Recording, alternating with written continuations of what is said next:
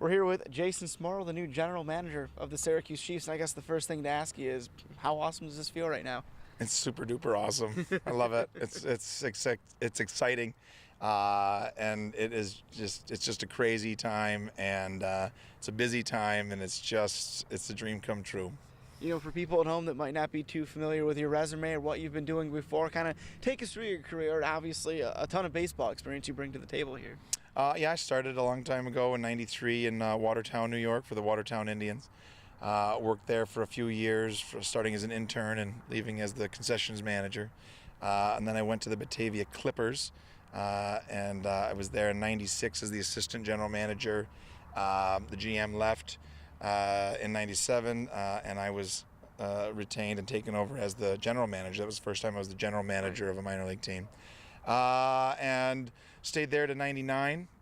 And then was approached by Staten Island to go and help them with the new Yankees team in New York City. So I went in '99 to go work for the Staten Island Yankees as an assistant general manager. Titles didn't really mean anything. We had a job to get done. And then I got out of baseball for a little bit, and I pursued a teaching career. I taught sports management at SUNY Cortland, a little bit at Cayuga Community College and Tompkins Community College. And then through my developing of interns and trying to place them, I was contacted by the Auburn Doubledays in 2002 that had fallen on hard times. Their general manager was fired or released or something. And I went in there, and they needed somebody right away that knew what they were doing, and had a great relationship with the Auburn Doubledays and a great run there. And then in 2004, I took a job outside of baseball. It was in the best interest of my family at the time. I had little girls and a new wife, and it just needed, quote unquote, to take a real job. Yeah, I hear you. So I've been working for a company called Hilti for the last 9 years. It's a fantastic company. It's a global manufacturer of construction tools and supplies. So all the big projects that go on around the world really have Hilti as a partner.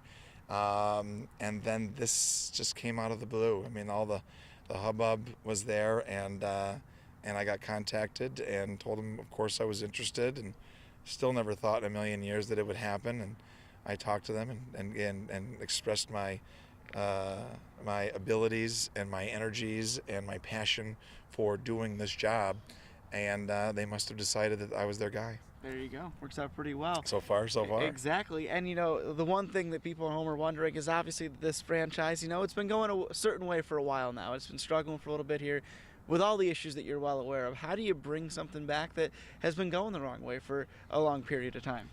You listen. You're going to hear me say this. You listen. There's message boards, there's comments, there's call-in radios, there is direct phone calls to the stadium, I'm sure. And we need to listen to that. So we listen, we learn from what has worked here at the stadium, we learn from what hasn't worked at the stadium.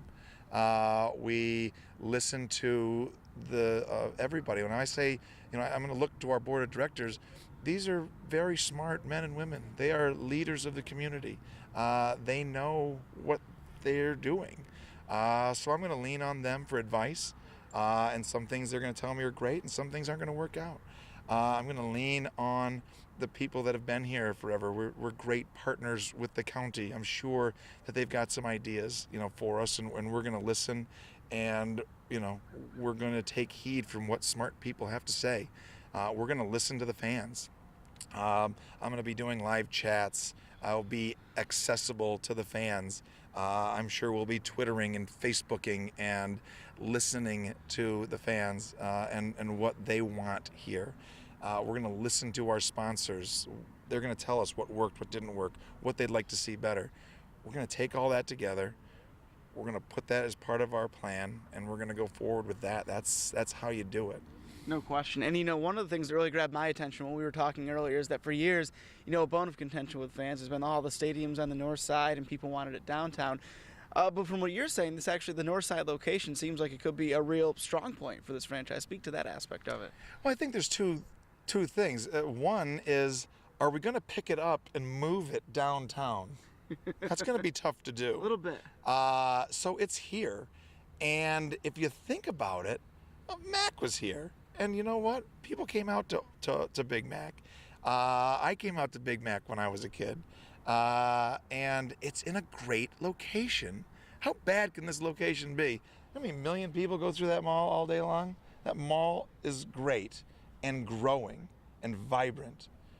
The regional market is there. If I don't get to the regional market by 7:30 on Saturday mornings, I'm fighting to go get my tomatoes and my corn, and I got to get there early because it is packed out.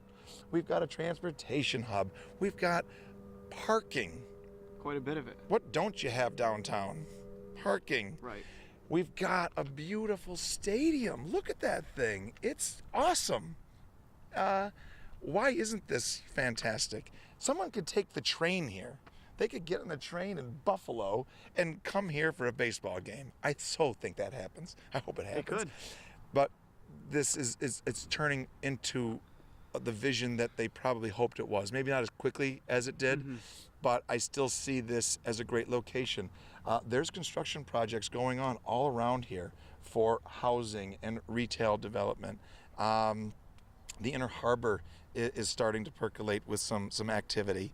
There's stuff going on, and we're in the perfect spot for all that stuff to combine it and capitalize on that energy and provide the springboard for those developments. You know, that season opener, less than 6 months away now. Yeah. I'm sure you're excited, but Yeah. you got a lot of work to do too. Yeah. Talk me through your emotions over the next half year.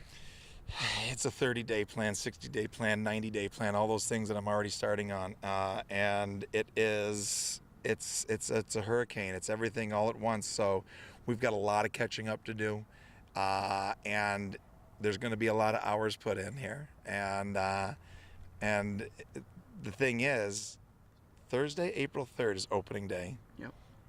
That's all you need to know. There you go. Thursday, April 3rd is the opening day. We're going to be ready. Sounds good to me. Jason Smorol, new general manager of the Syracuse Chiefs. Thanks so much. Thanks, Niko.